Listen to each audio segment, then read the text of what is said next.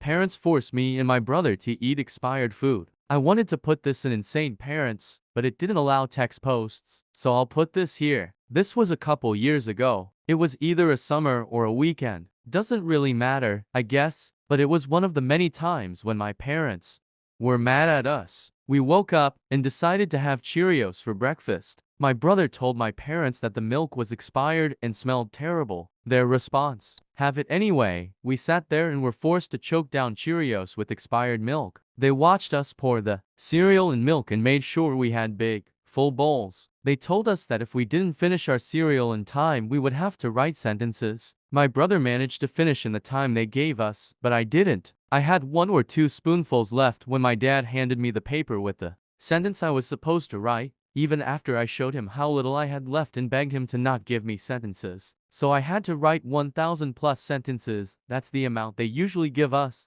and the sentence usually takes up to lines on notebook paper. So, that wasn't fun at all.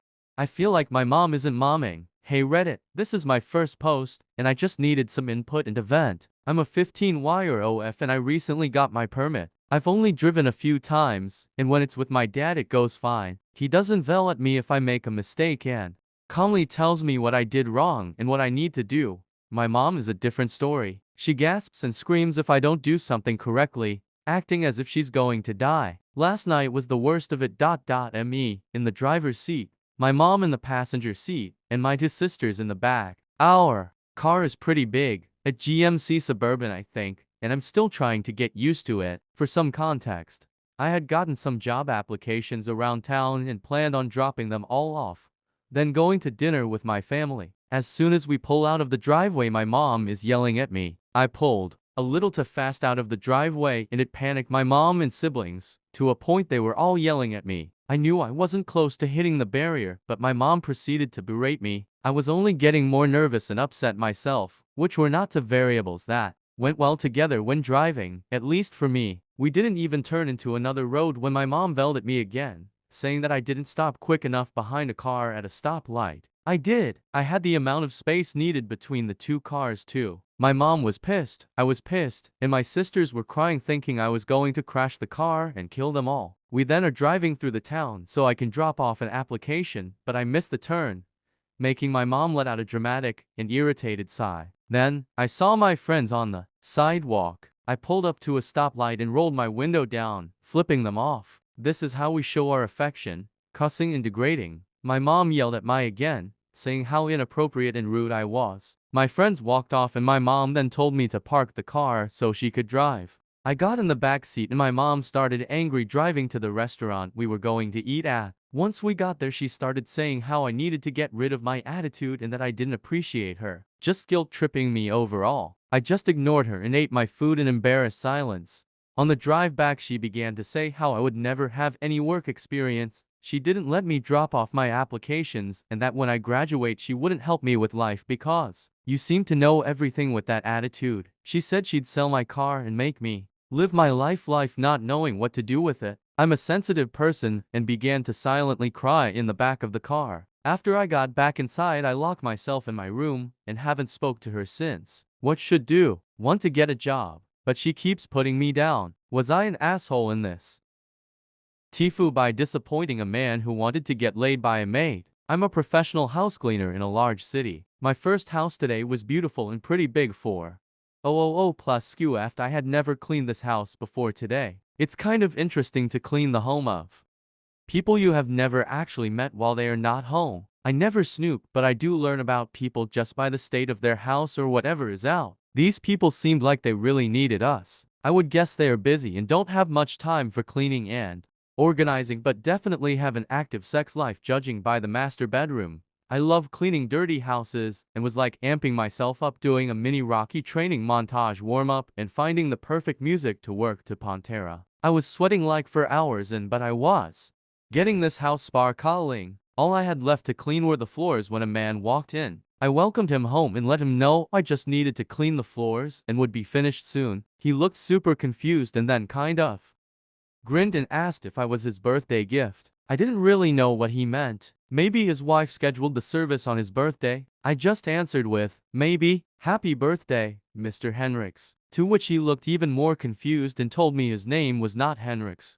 Well, that's because his next door neighbor, my actual client, is Mr. Henricks. I walked my happy ass into the wrong fucking house and cleaned the hell out of it. And then the guy who lived there came home and thought I was a sex worker role-playing as a house cleaner hired by his wife. As a birthday present, I was so totally embarrassed explaining myself to this guy and my boss. The entry instructions in the app said the client wouldn't be home, but that there was a key under the mat. There was no key under the mat, but the front door was unlocked. This is not even the first time in my life that I have let myself into the wrong house. Although the first time was not a work thing, on the plus side, dude was so happy with how clean his house was that I finished the floors and he paid me what my company would have charged him plus a tip. TLDR. I disappointed a man who wanted to get laid by a maid.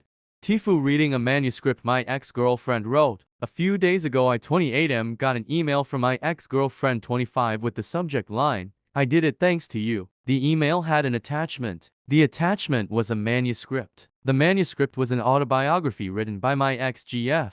The title of the autobiography instantly took me back to the time when my ex-girlfriend and I were still dating. I was sexually inexperienced back in those days, whereas my ex-girlfriend had more than enough sexual experience. We enjoyed talking about past relationships and what the sex was like. It was never a thing in our relationship, just casual conversation. My ex-girlfriend had more stories to tell, and all of them were entertaining. I remember joking about how she should someday write a book. We laughed, made love, and a few months later, our relationship came to an end. It was sad, but alas, life continued. We're now back in the present. I finished reading the manuscript an hour ago. There were 72 chapters. Each chapter was about an individual person my ex-girlfriend had known sexually. No real names were mentioned, only character labels, like the surfer, the biker, the jock, the older man, etc. Some of the stories and characters I actually remembered based on the details my ex-girlfriend shared with me during our relationship. Others were totally new, but new or not, it was fun to read, until I made it to chapter 39. My chapter, The Turtle. Keep in mind, all the sexual partners my ex-girlfriend mentioned in her manuscript had something specific about them that made the sex memorable for her. For example, the surfer always smelled like the ocean, which never failed to turn her on. The biker had gang tattoos from the neck down, but the one tattoo that always made her rip his clothes off was his pet hamster tattoo. Then there was me, a guy who couldn't swim, let alone surf, no tattoos, and with practically zero sexual experience at the time. What was so memorable about me? Well, according to my chapter, the answer was my adorably small penis. My ex-girlfriend described how she had almost forgotten what it felt like not to choke during oral before she met me. She compared my penis to the head of a baby turtle, thus my chapter and character name. Based on what I was reading, not only did I have the smallest penis compared to all the other people she's dated, but I also had the only penis that somehow managed to look too innocent for sex. It didn't come across as if my ex-girlfriend was purposefully trying to insult me, but come on, I think most people can understand what a sensitive topic penis size can be to any guy who's not hung like a horse. I still need to contact my ex-girlfriend and provide my feedback, but I'm gonna need some time to process what I read. It's not every day someone writes a book about your small dick. Welcome back. Insecurities I didn't think I would have at this age. TLDR jokingly encouraged my ex-girlfriend to write a book about her adventurous sex life when we were still together. She wrote a manuscript years later and recently sent it to me. To my surprise and horror, I was in said manuscript, and so was my adorably small penis. Tifu learning sign language.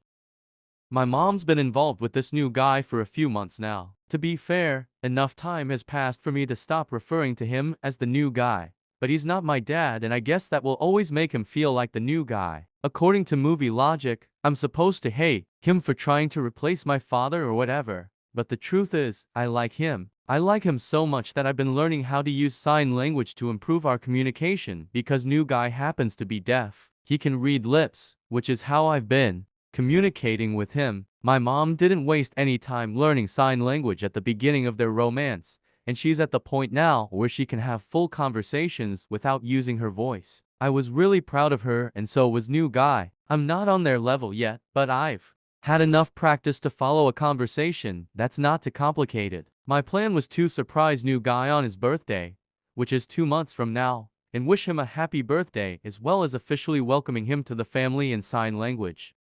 However, I never factored in the amount of dirty talk my mom and new guy were having in sign language. Not knowing that I can understand them, my mom and new guy have gotten disturbingly comfortable exposing their sex life in my company. It didn't matter if we were at the dinner table or watching TV. I would constantly catch so many dirty descriptions being communicated between the two of them. They were worse than horny teenagers, and I should know, I am one. No 17-year-old son should ever witness his mother use her fingers to demonstrate how wet her vagina is. It's gotten to the point where I'm no longer willing to wait until new guy's birthday to make it known that I can understand sign language, because holy fuck I need my eyes to not see this shit anymore. This is an ongoing fuck up. Tell DR the guy my mom's dating is deaf. Because I like the dude, I decided to learn sign language in secret and was planning to surprise him on his upcoming birthday by communicating in sign language. Little did I know that secretly understanding sign language would expose me to disturbingly intimate conversations between my mom and the new man in her life.